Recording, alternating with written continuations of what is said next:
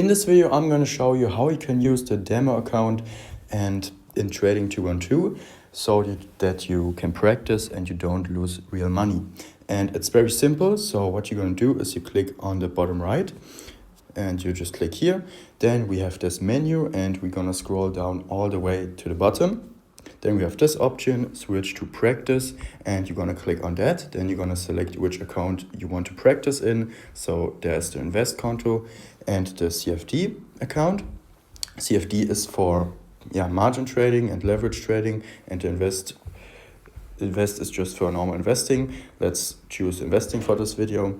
And now you see this option on the top which says switch to real money, and now we have fake money that we can use for trading 2-on-2 to practice, and it's not real money so that we can't win or lose real money, and it's just for beginners to practice. I hope this video was useful to you.